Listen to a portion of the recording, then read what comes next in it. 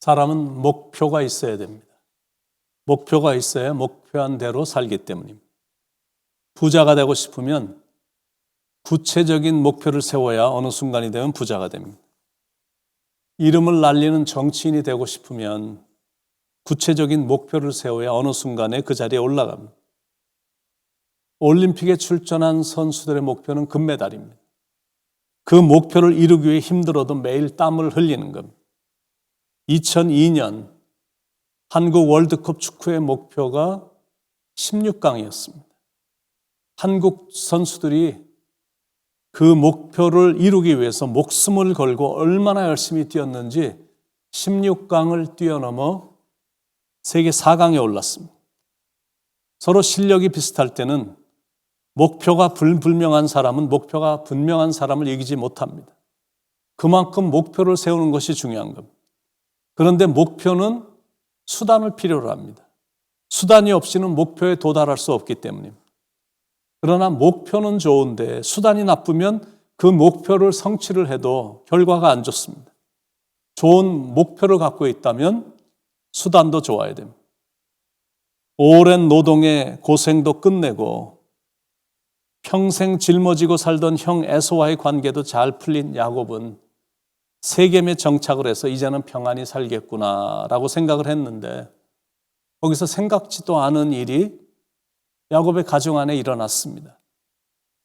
세겜 지방의 군주인 하몰의 아들인 그 땅의 추장인 세겜이 야곱의 첫 부인 레아에게서 난 야곱의 외동딸 디나가 외모가 탁월했는지 디나에게 그냥 첫눈에 반해서 사랑에 빠진 겁니다.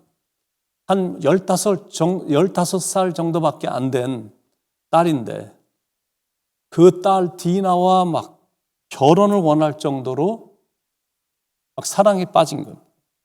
그게 그 사람의 목표였습니다. 그런데 그 목표를 이루기 위한 수단이 안 좋았다는 거예요. 정욕에 사로잡혀 그 순간을 참지 못하고 그만 디나를 강간을 한 겁니다.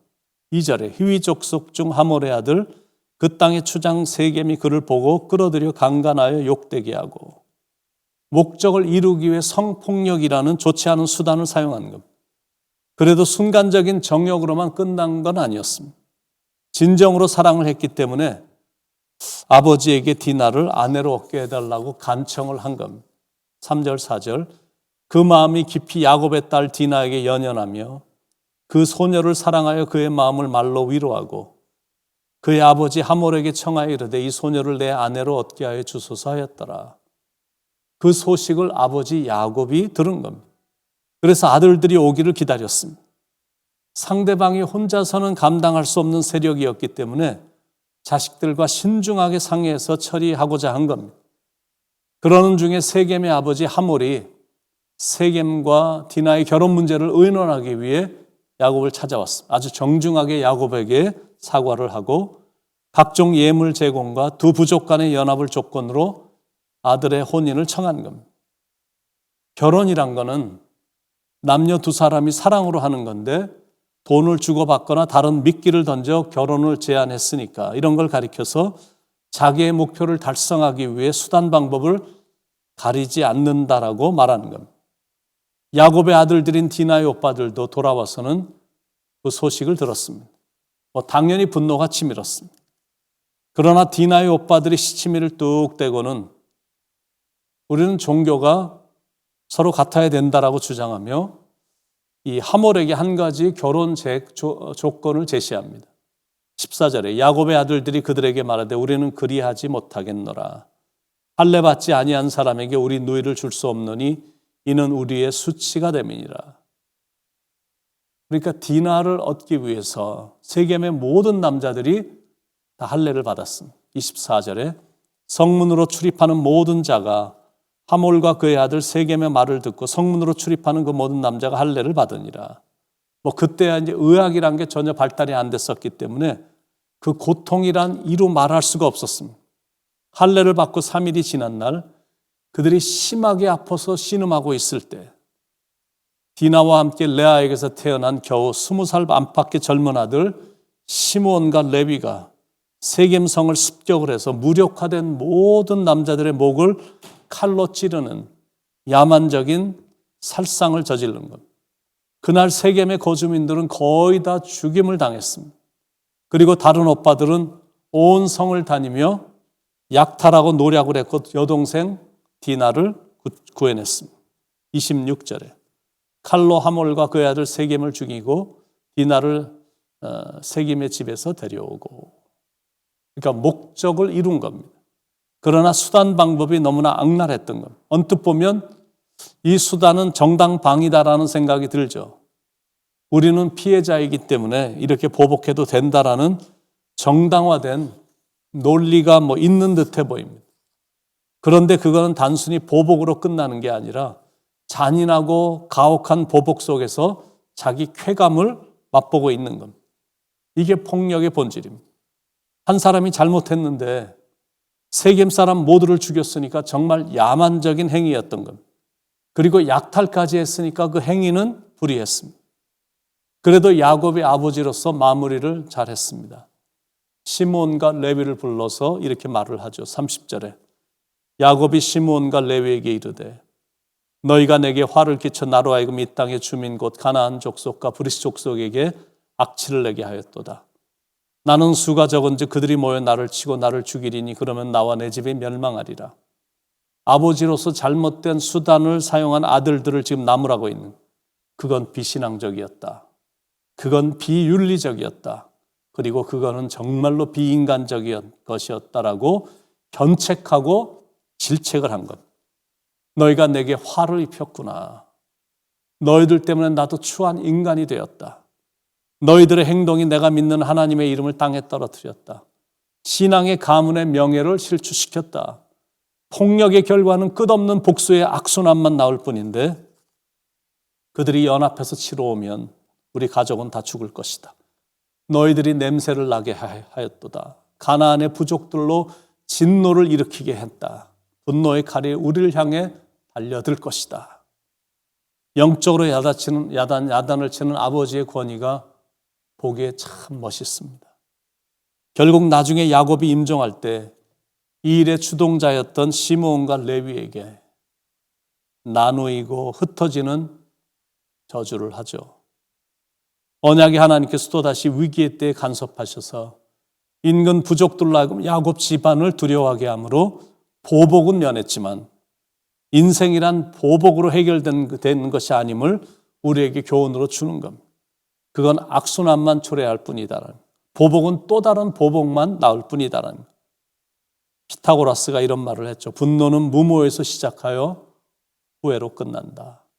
증오는 사람을 장님으로 만든다. 그러니까 복수를 하면 그 사람의 원수가 되는 것에 불과하지만 복수를 하지 않으면 그를 이기는 자가 되는 것. 그래서 똑같은 방법인 복수로 상대방을 이기려고 하면 안 된다는 거죠. 하나님을 믿는 사람들은 극단적인 방법으로 치달으면 안 된다는 말입니다. 이웃의 잘못에 대해 무익한 분노를 갖고 혈기로 이를 처리하기보다는 먼저 하나님께 달려가 무릎을 꿇고 절제하는 그런 지혜, 이런 것들이 필요하다라는 거예요. 하나님의 손에 다 맡기는 겁니다. 그리고 모든 일에 있어서 사랑으로 해결해야 된다는 거예요. 선으로 악을 이겨야 된다는 말이에요. 악을 악으로 갚는 건 죄만 더할 뿐 악을 악으로는 절대 이길 수 없고 오히려 더 큰 악만 불러올 뿐이기 때문에 그렇습니다. 그러므로 모든 걸 용서와 사랑으로 해야 됩니다.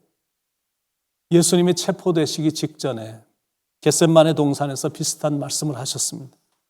대제사장의 부하가 예수님을 체포하려 들자 곁에 있던 베드로가 칼로 말고의 귀를 내리쳤습니다. 그때 예수님께서 의미 있는 말씀을 베드로에게 하셨죠. 내 칼을 도로 칼집에 넣어라. 칼을 가지는 자는 다 칼로 망하리라. 칼을 쓰면 안 된다라는 겁니다. 자신이 직접 나서서 복수를 하면 안 된다라는 말이에요. 믿는 우리가 할 일은 그저 십자가만 바라보는 거죠.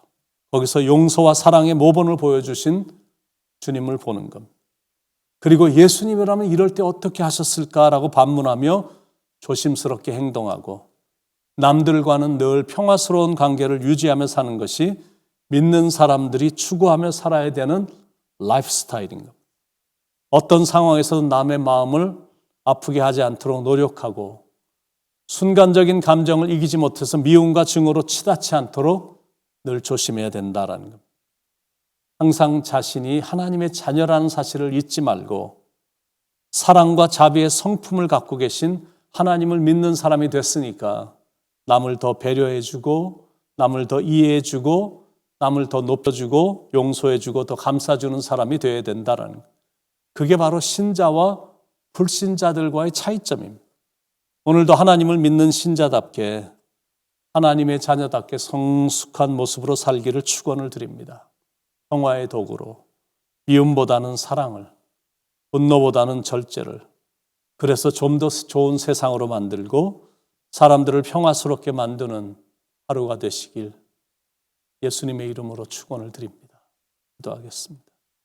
하나님, 세상은 갈등과 미움과 다툼으로 일관하고 있는 듯한 느낌이지만 우리는 사랑이 많으신 하나님을 섬기는 사람들이 됐으니 사랑 많이 하고 많이 베풀어주고 그리고 품어주고 내가 나서서 칼을 드는 이런 일이 결코 없도록 남의 마음에 상처를 주거나 아픈 부분에 상처를 그어놓거나 하는 이런 일들이 결코 없도록 온유한 마음으로 겸손한 마음으로 차분한 마음으로 하루를 살아갈 수 있도록 성령님 인도해 주시옵소서. 시므온과 레위가 범했던 그런 어리석고도 잔인한 일이 우리의 삶에서는 결코 없도록 성령께서 우리를 지켜 돌보아 주시고 하나님의 성품대로 참 아름답게 살아갈 수 있도록 인도해 주시옵소서. 오늘도 말씀해 주셔서 교훈해 주신 주님께 감사를 드리며 사랑이 많으신 예수님의 이름으로 간절히 기도드립니다. 아멘.